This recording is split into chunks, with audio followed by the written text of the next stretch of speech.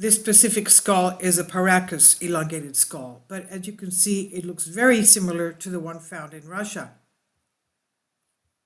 Now, after numerous studies and analysis, they've managed to recreate how the Archaim elongated skull really looked like in the distant past. Archaim is one of the most mysterious ancient archaeological sites in Russia. And again, this is the elongated skull found in Archaim, Russia. Very, very evident, as we can see. In 2015, Russian archaeologists excavated the area of Archaim, discovering this mysterious skeleton with the elongated skull. And after studies and analysis, they managed to recreate it. Archaim, one of the most mysterious ancient archaeological sites in Russia, and this 20,000 square meter compound was protected by circular walls just before it was burned down and abandoned mysteriously. Burned down and abandoned. Was it around the Younger Dryas comet impact, I wonder, about 12,000 years ago, the same time that Atlantis sunk? Kindly support my Patreon account since YouTube has again demonetized my YouTube channel. The daily posts are 5 videos daily, and they are totally different from what I have on my YouTube channel. Thank you so much for your support and that you find all my content so interesting. You'll find the Patreon account details in the description box below. Anyway, archaeologists believe that just like Stonehenge in the UK, Archaim was an ancient site dedicated to the observance of stars and constellations. Archaim was a very sophisticated settlement. In some cases, it displayed unique technologies that went far beyond the capabilities of other similar settlements, since Archaim had a very complex water drainage system and sedimentation pits as well. Researchers speculate that the ancient tribes in the area of Archaim practiced head binding just as many other ancient cultures around the globe. And the question is why?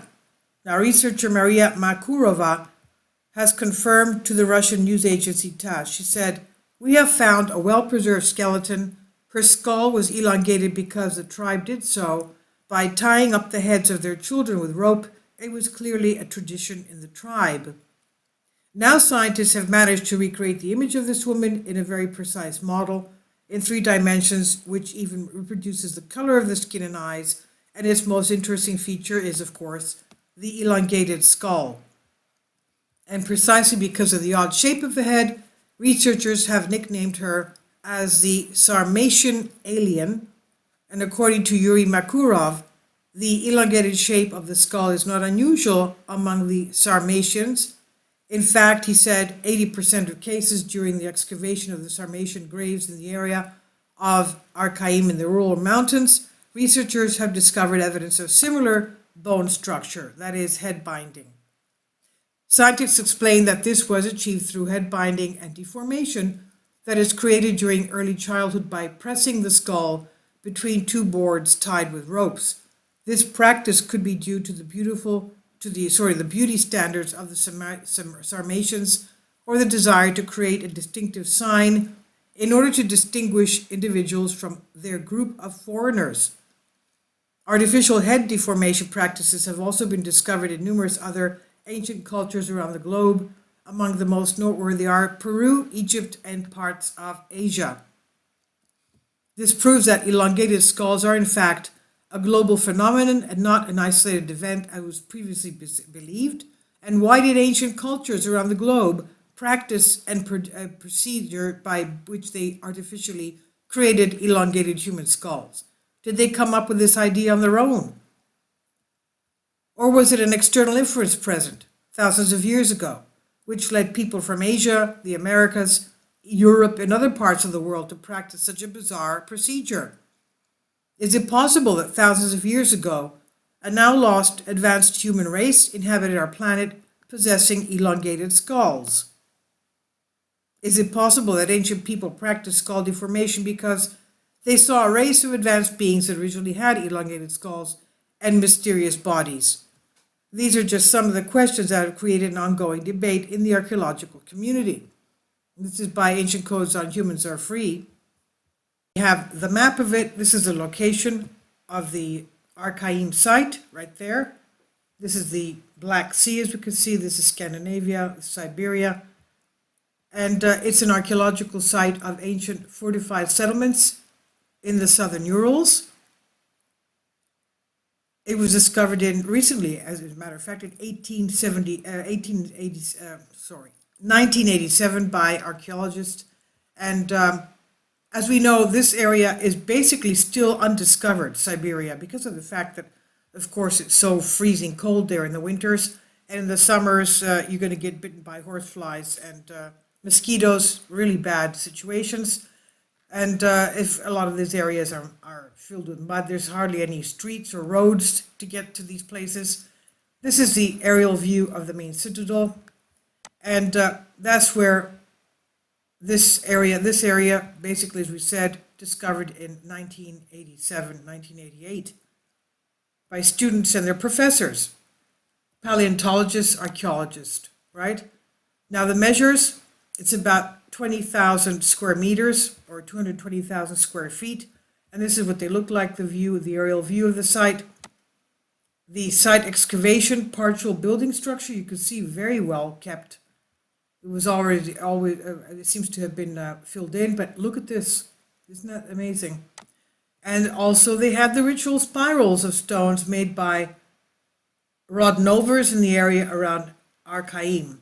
Doesn't this remind us also of what we saw in the Nazca lines with the stone structures?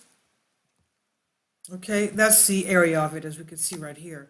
This is where this elongated skull has been found.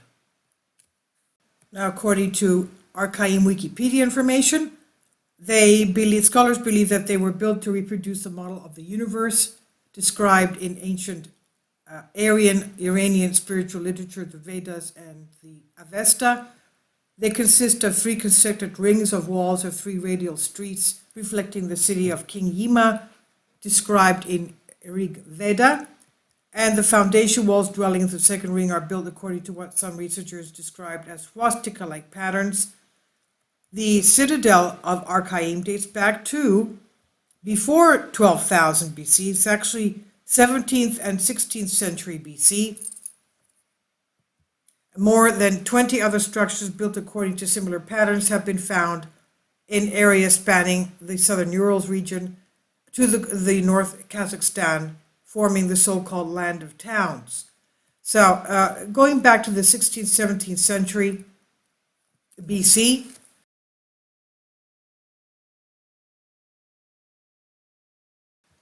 the 17th and 16th century BC, so if we add 2,000 years to that, it's about 3,700 years old.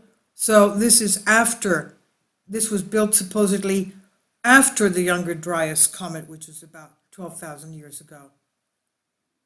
So it's not a destruction from the Younger Dryas comet. But who knows? Okay, so this is about 3,700, 4,000-year-old structures. They're still pretty old, as we can understand.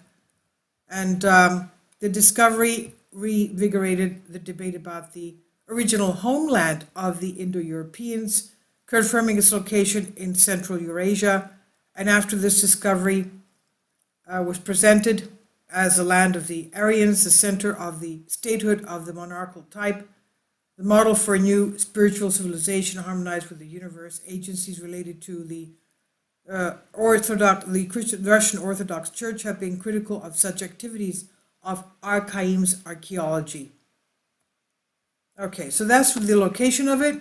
Very old, very recent discovery because of the fact that, most of this area is really even unpopulated. As we said, if the government has, and if the Russians, whoever is involved with these field trips, have the money to support themselves, because the government's not going to pay. The professors and the students have to pay for their own room and board. So how are they supposed to explore all this? Amazing.